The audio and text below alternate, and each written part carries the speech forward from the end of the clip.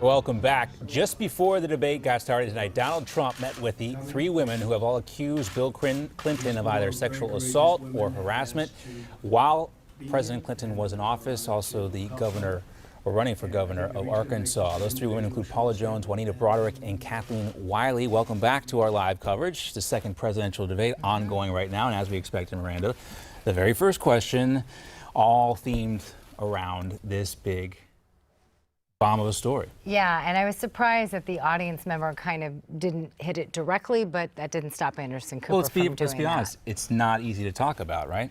We can't even air it here, right? So that's how difficult True. it is. All right, we'll talk much more about that. We got Thom Mozloom joining us here in just a moment. But first, we want to talk about all of the reactions so far, including Hollywood. Robert De Niro weighing in on this. He had this rant. Take a listen. He's a punk. He's a dog. He's a pig. He's a con, a artist, a mutt who doesn't know what he's talking about, doesn't do his homework, doesn't care, thinks he's gaming society, doesn't pay his taxes. He's an idiot. Colin Powell said it best. He's a national disaster. He's an embarrassment to this country. Well, De Niro went on nearly a 1 minute long rant there. You heard all the names he called Donald Trump. We don't have to go over them. But one actor defending Donald Trump today, he is attacking Robert De Niro. Yeah, John Voight is now coming to his defense. He tweeted this: "I'm so ashamed of my fellow actor Bobby De Niro's rant against Trump. What foul words he used against a presidential nominee. Donald Trump's words were not as damaging as Robert De Niro's ugly rant. Trump's words did not hurt anyone." Can you imagine? If any Republican said words like Robert De Niro used against Hillary Clinton or Barack Obama, all hell would break loose. I am calling for all Trump supporters to express their outrage and anger against De Niro and all of the Republican turncoats. No shortage of outrage. Yes. Everybody's so angry about this. Uh-huh. I'm trying. I know, right. You're trying there. Let's welcome in Thom Mozloom. He's joining us right now. Thom is the founder and president of the M Network, also a familiar face to many folks who watch this program regularly, watch Newsmax TV. Thom, you know, the first question, as we all anticipated, was going to be about this issue. Of course. How do you think Donald Trump did? Terrible.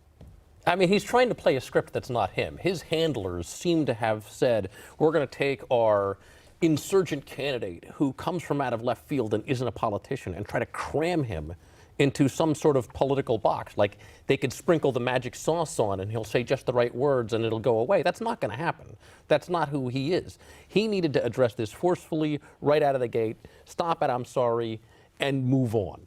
Instead, he's going to let this fester for days and days and days. Okay, but he did apologize. Yes. Well, now, what do you think about this? Because a lot of people were speculating, he said this before during the last debate, that he might bring up Bill Clinton's past. Then you just saw, as John was mentioning, that Trump met with women that have accused Bill Clinton when he was president or governor of sexual indiscretions. I won't even get into all of them. Was that a wise move? Yeah, it was great optics. It was great optics. I mean, what they're trying to do in a political sense is say, I said really bad things about women.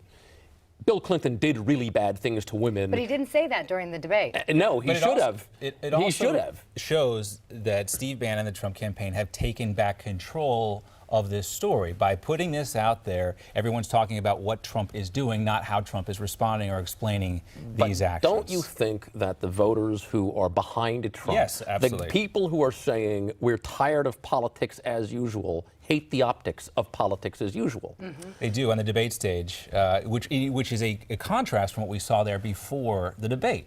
Right. You know, and again, you watch Donald Trump too walk into Trump Tower yesterday, defiant, heads up, cheering. That's not the body language. Again, I'm not an expert here, but I don't have to be an expert to say that is not the body language of a contrite man. He walked on the set like he was asleep, like it was somnambulation. He was so looked slow. the most tense I have ever seen him look. I mean, how many debates has this man been through, and how many things has he said that have offended people? He looked uncomfortable. I agree. You could see it. You noticed it. You were talking about his body language. Right. Very different. Donald Trump is always very expressive with his hands. You saw his hand. It was almost glued down to the side of his body. He's overly cautious, overly careful. We saw the rant there from Robert De Niro. And what is so striking now, and it's only going to get worse until the election day, is that nobody is really talking about the positives of their candidate. They're talking about the negatives of the other candidate. This is not a candidate about who you like. This is the opposite of 2008, where you had Hollywood coming out supporting Barack Obama. Now they're coming out just, of course they're ostensibly supporting Hillary Clinton, but they are just talking negatively about Donald Trump. But let's be honest, Bob De Niro is right. Donald Trump is a pig. He is an imbecile. He is gaming the system. But people like that because even that is better than a politician. Right. We want now to let our viewers who didn't get a chance to see it, or maybe just want to see it again, they want to see Trump responding to that first question that we were referencing. Take a listen. I don't think you understood what was said. This was locker room talk. I'm not proud of it. I apologize to my family. I apologize to the American people. Certainly I'm not proud of it, but this is locker room talk. Locker room talk. Yeah. Do you agree with, he said that before, he said that but I think this is the first time he's actually apologized, which is rare for him. Did it come off too much like a politician, like a political move against what he's kind of been? Does Donald Trump look like he's ever been in a locker room? I mean, he was a very gifted athlete when he was at the military academy in New York. Which century was that in? Not this century. It was I'm the just 60s. saying. Yeah, but you know what I mean. He wasn't baseball. being technical about He it. is right. It's locker room talk. I've heard guys talk that way my whole life. Yes, that's how guys talk. It's reprehensible, but there's kids right now who are teenagers. We were talking about this before. This was the first question. Is it appropriate we for were kids to be talking about this watching before. today? We just looked up the #1 hit on the Billboard charts rap album and read the lyrics here on the set. And it was the most atrocious, horrific thing I've ever seen. And your kids are going to listen to that song 1,000 times between now and tomorrow. But I hear what you're saying. But as John said earlier, that rapper isn't running to be the next president of the United States. But also, as I quickly pointed out after I said that, Donald Trump wasn't running to be president at that time. That is true. And how this audio was obtained and the timing of it, we can get into that. But I want to ask you about Anderson Cooper's questioning, though, because I thought it was a little personal the way he described it. Of course. You can just ask him, what did you mean by that? When you said that? Honestly, everybody handled the opening bad. I mean, what did he say? If you were out there and you were the moderator, wouldn't you want to say, let's just clear the air. Donald, what on earth were you thinking? And to Megyn Kelly's credit, in the first debate when it came up, right there. Again, it's a different situation, a different forum.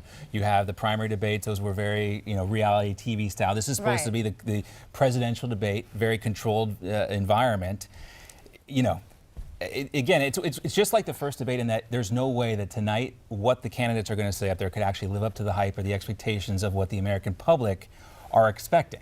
Well, that's true, but Donald Trump has eaten breakfast, lunch, and dinner this political cycle off not living up to anybody's expectations. He's been the guy who says exactly the thing that political strategists and handlers go, holy cow, I can't believe he said that. And when I watched him walk on, you guys said he was nervous. That was the sign of a guy who's overhandled. He's a guy who's been practiced and said, now don't put your hand up like you normally do, and keep your hand down, and try to take a minute. And in his brain, he's thinking of all these things, so he's moving very slowly and deliberately. He's not nervous. He's overhandled. He needs to scrap all of it and just don't be him. He hasn't been overhandled this whole time, though. He's ignored what everybody has told him to do. This is the first time where I actually saw him go out there, because we've had people sit there and advise him who he's talked to. We have Hillary Clinton's response. Let's go ahead and listen to that. This just came in. Let's take a listen. What we all saw and heard on Friday was Donald talking about women, what he thinks about women, what he does to women. And he has said that the video doesn't represent who he is. But I think it's clear to anyone who heard it that it represents exactly who he is. The question here for Hillary Clinton is, how much does she want to carry this story forward? Because it almost benefits her to sit back and let Donald Trump, keep playing these cards. I would wince a little bit. Republicans can think back. This has been litigated before. There was an impeachment, and the fallout from the impeachment didn't work out so well for the Republican Party in Congress. And you just got to kind of take a step back and wonder if this is the best strategy. It opens so many doors. She does not want him playing the cards that he's trying to play right now. she's going to say this Oh, I think demonstrates. she's ready for it. I think she's absolutely ready for it. It's a mistake. It's 100% mistake. She needs. What would America do if she looked at him and go, "Listen, Donald, I get it. I live with a guy who's done very terrible things." If she just owned that right there, I get it. It's Or a she moment of just says- weakness. I understand that is not who you are now. Your policies, who you are now, are awful enough. We don't have to go back to 2005 to see how awful you were then. Which That is would be also the perfect surprising line after for her. everything he said. Why this is why so many Republicans are saying, "Well, oh, this is just too much." Yeah. Sanctimony is There are Republicans who are running plenty for to go office. around. All right, we got to run. Thom Mozloom's going to stick around with us. We've got much more to talk about. Of course, we'll keep listening in to the debate. You want to stay tuned. The big topic, of course, Donald Trump's tapes. We'll see if we can get to any other substantive questions. We'll be right back after this.